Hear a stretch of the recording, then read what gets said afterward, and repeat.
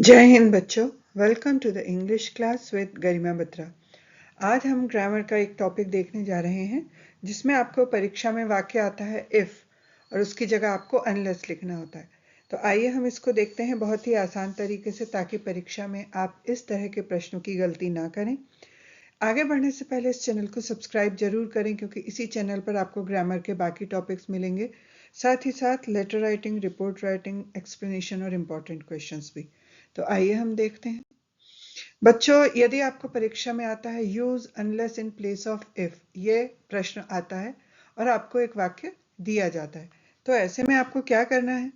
इसका रूल है कि यदि आपको इफ दिया है और उसकी जगह हमें अनलेस लिखना है, तो इफ का अर्थ होता है यदि और अनलेस का अर्थ होता है यदि नहीं। तो हमें सबसे पहले क्या करना है? Right unless in place of if. If के स्थान पर हम सबसे पहले अनलेस लिखेंगे। हम इसे उदाहरण की सहायता से देखते हैं।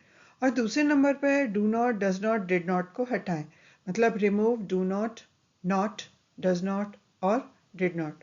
आइए हम उदाहरण की सहायता से देखते हैं। सबसे पहला वाक्य है, if you do not work hard you will not pass. यदि तुम मेहनत नहीं करते हो तो तुम पास नहीं हो पाओगे। तो हमने रूल में देखा है कि हमें इफ की जगह पर क्या लिखना है? अनलेस, और यहाँ से डू नॉट को हटा देना है। तो ये वाक्य क्या हो जाएगा? अनलेस, हमने इफ की जगह पर यहाँ अनलेस लिख दिया और डू नॉट हटा दिया। तो अनलेस यू, बाकी वर्क हार्ड से लेके पूरा का पूरा सेंटेंस वैसा का वैसा ही हमने लिख दिया। तो हमें कहाँ से हटाना है? इफ और डू नॉट या डज नॉट या डिड नॉट। जो इफ वाला हिस्सा है कॉमा के पहले वाला, उसमें से, और कॉमा के बाद वाला जो हिस्सा है उसे हमें वैसा का वैसा ही लिखना है। इसमें आपको कंफ्यूजन ना हो तो इसके लिए हम कुछ और वाक्यों की प्रैक्टिस करते हैं। अगला वाक्य है, if they do not take taxi they will not catch the train. यदि वो टैक्सी नहीं लेते हैं तो वो ट्रेन पकड़ नहीं पाएंगे। तो यहाँ हमें फिर से क्या करना है? इफ की जगह पर अनलेस लिखना है और डू नॉट को हटा देना है। तो ये वाक्य क्या हो जाएगा? Unless they take taxi, if की जगह लिखा अनलेस, दे के बाद दे, डू नॉट हटा दिया तो टेक टैक्सी लिख दिया हमने यहाँ पर, कॉमा लगा दिया और उसके बाद दे will not catch the train वैसा का वैसा हमने लिख दिया। तो जिन चीज़ों को हमें इस वाक्य में से हटाना है उसे मैंने रेड से लिखा हुआ है। तो आपको इफ की जगह पर अनलेस लगाना है और डू नॉट हटा देना है। और एक वाक्य देखते हैं, if they do not take taxi they will not catch the train. यदि वो टैक्सी नहीं लेते हैं तो वो ट्रेन नहीं पकड़ पाएंगे। ये वाक्य इस तरह से हो गया। अगला वाक्य है, if it does not rain we will not get good crop. यदि बरसात नहीं होती है तो हमें अच्छी फसल नहीं मिलेगी। हम फिर से इफ की जगह अनलेस लगा देंगे और डज नॉट को हटा देंगे। अब एक चीज का हमें ध्यान रखना है कि जब भी हम डज हटाते हैं किसी वाक्य से, तो वहां पे जो वर्ब है उसमें एस लग जाता है। तो ये वाक्य क्या हो जाएगा? इफ की जगह लिखा अनलेस, डज नॉट हटा दिया, इट को लिखा, रेन में हमने एस लगा दिया क्योंकि हमने डज हटाया है। तो अनलेस इट रेन्स और we will not get good crop, वैसा का वैसा। तो जब तक बरसात नहीं होती है तब तक हमें अच्छी फसल नहीं मिलेगी। और एक वाक्य देखते हैं, if you do not start now, यदि तुमने अब शुरुआत नहीं की, यू विल बी लेट, तो तुम लेट हो जाओगे। तो इस वाक्य में फिर से हम क्या करेंगे? इफ की जगह अनलेस लगाएंगे और डू नॉट को हटा देंगे। तो ये वाक्य हो जाएगा, अनलेस यू, डू नॉट हटा दिया, स्टार्ट नाउ, कॉमा लगा के, यू विल बी लेट, वैसा का वैसा।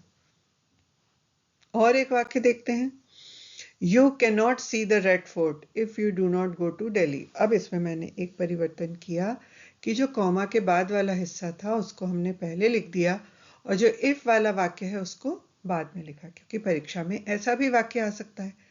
तब हम क्या करेंगे? क्योंकि हमें पता है कि हमें परिवर्तन सिर्फ इफ वाले वाक्यों में करना है और डू नॉट हटाना है, जो बाकी का हिस्सा है उसे वैसा का वैसा लिखना है।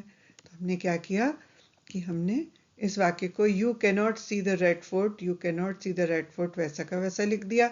इफ की जगह हमने अनलेस लिख दिया और डू नॉट हटा दिया। तो यू लिखा, डू नॉट हटा दिया और गो टू दिल्ली वैसा का वैसा लिख दिया। तो मुझे उम्मीद है ये वाक्य आपको समझ में आया होगा। इस परिवर्तन से आपको चिंतित होने की कोई आवश्यकता नहीं है। बस एक ध्यान रखना है कि परीक्षा में यहाँ पर कॉमा नहीं लगा रहेगा यदि इफ वाला वाक्य बाद में आया है। तो यही चीज हमें अनलेस वाले वाक्य में भी याद रखनी है कि हमें यहाँ पर कॉमा नहीं लगाना है। और एक वाक्य देखते हैं, if you do not run fast, यदि तुम तेज नहीं दौड़ते हो, you will not win the race, तो तुम रेस को जीत नहीं पाओगे। फिर हम वैसे ही करेंगे, इफ की जगह अनलेस लगा देंगे और डू नॉट हटा देंगे। तो ये वाक्य क्या हो जाएगा, इफ की जगह लगा अनलेस, फिर यू लगाया, डू नॉट हटा दिया तो रन फास्ट वैसा का वैसा आ गया, you will not win the race वैसा का वैसा लिख दिया। अब ये समझने के बाद ये दो वाक्य आपके लिए होमवर्क हैं, जिनके आंसर आप मुझे कमेंट सेक्शन में लिखकर जरूर बताएंगे, जिससे मुझे पता चल सके कि ये आपको समझ में आया है या नहीं। मुझे उम्मीद है ये वाक्य आपको अच्छे से समझ में आए होंगे और ये वीडियो आपके लिए उपयोगी सिद्ध होगा। ऐसे ही छोटे छोटे और वीडियो लेकर आऊंगी। तब तक के लिए जय हिंद।